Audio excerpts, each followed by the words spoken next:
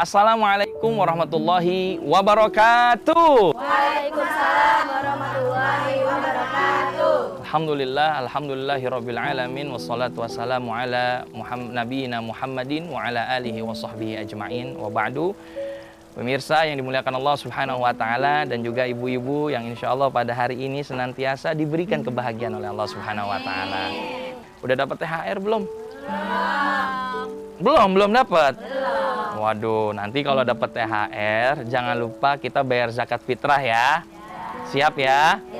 Insya Allah. Masya Allah, karena zakat fitrah itu adalah kewajiban kita untuk mengeluarkan zakat bagi setiap individu.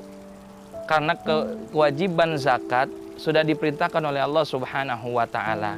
Zakat fitrah itu adalah zakat yang luar biasa. Karena manfaatnya yang pertama menyempurnakan agama.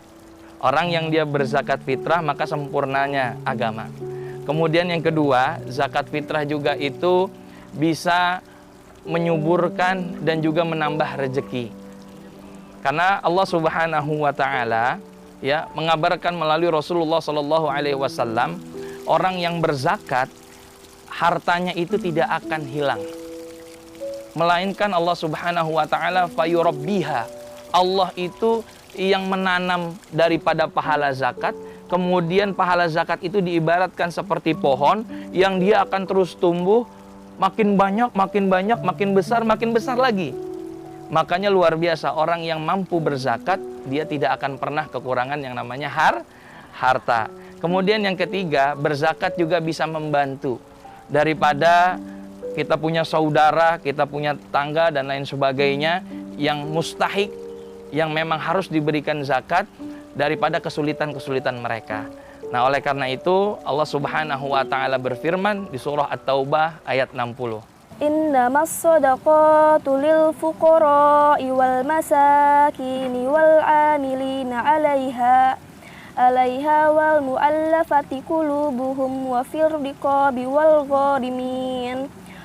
gharimina wa fi sabilillahi wa banis sabil faridatan minallah wallahu alimun hakim. Shadaqallahul azim. Masya Allah, Alhamdulillah, tadi kita sudah sama-sama dengar ayatnya bahwa itu adalah mustahik daripada orang-orang yang menerima zakat. Orang yang berhak menerima zakat, diantaranya orang yang fakir, orang yang miskin, orang yang di jalan Allah, al-gharimin, bahkan orang yang dia terlilit hutang, itu juga termasuk daripada kategori orang yang diberikan zakat.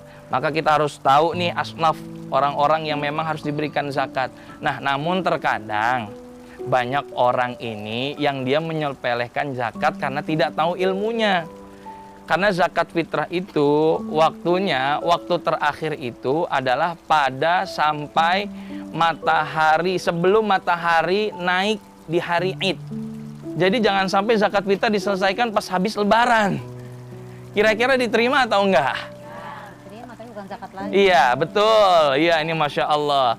Betul, memang diterima daripada pemberiannya, tapi bukan zakat fitrah. Masuknya itu adalah sodaqoh. Karena ibadah itu sudah ada mauquta, sudah ada waktu-waktunya. Sholat ada waktunya, haji ada waktu, zakat juga ada waktu, semuanya ada waktunya. Jadi jangan sampai kita lalaikan, jangan sampai kita juga lupa akan daripada waktu-waktu kita beribadah. Masya Allah. Jadi paham ya Bu ya? Sudah paham ya? Jadi siap dapat THR zakat fitrah, siap? Siap. Jadi jangan tunggu habis lebaran, langsung kasih bismillahirrahmanirrahim. Ya, nawaitu. Kita niat untuk zakat fitrah. Bismillahirrahmanirrahim. Alhamdulillah.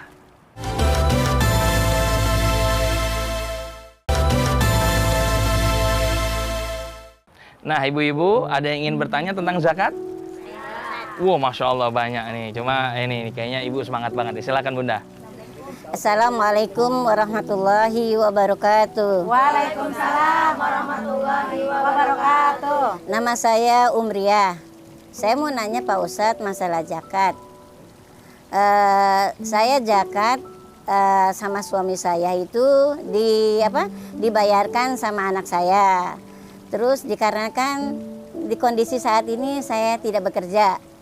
Terus maka anak saya pas Idul Fitri, setelah Idul Fitri mengungkit-ungkit gitu ya, mengungkit-ungkit masalah zakat ini. Jadi saya mau nanyakan, apakah zakat ini sah atau tidak, Pak Ustadz?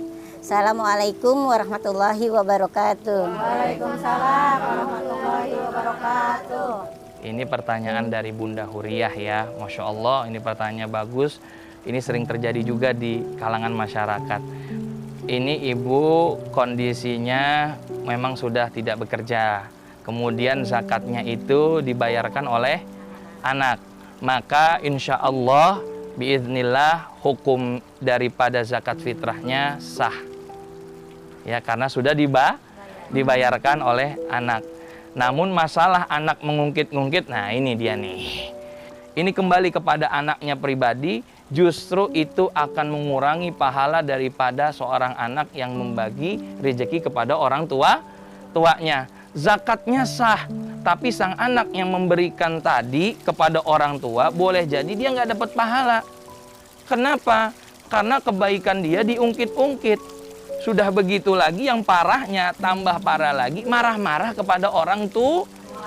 Oleh karena itu, ibu sebaiknya nasihati anaknya agar tidak marah-marah, apalagi kepada orang tua. Harus omongnya sopan santun, harus baik, jangan ngungkit-ngungkit kebaikan. Toh ibu juga nggak pernah kan, Bu, ngungkit kebaikan anak ibu ngasuh anak? Nggak pernah kan? Waktu makan, ibu lagi enak-enak, tiba-tiba mohon maaf, anak buang air besar. Akhirnya keganggu makannya. Tiba-tiba kemudian anak pipis. Tiba-tiba ibu lagi tidur, dia nangis. Apakah ibu mengeluh? Tidak pernah mengeluh. Seperti itulah pengorbanan orang tua. Nah, oleh karena itu, Bu, berdoa kepada Allah Subhanahu wa taala, mudah-mudahan anak ibu diberikan hati yang lembut, dan juga mudah-mudahan keluarga ibu rezekinya lancar dan berkah semua. Pemirsa yang dimuliakan Allah Subhanahu wa taala, kewajiban zakat fitrah wajib bagi kita semua yang mampu melaksanakannya. Oleh karena itu, jangan sampai kita ulur-ulur, dan jangan sampai disampaikannya juga melalui daripada harta yang haram.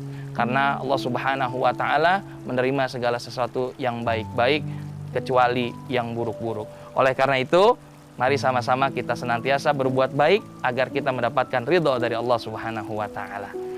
Assalamualaikum warahmatullahi wabarakatuh. Waalaikumsalam warahmatullahi wabarakatuh.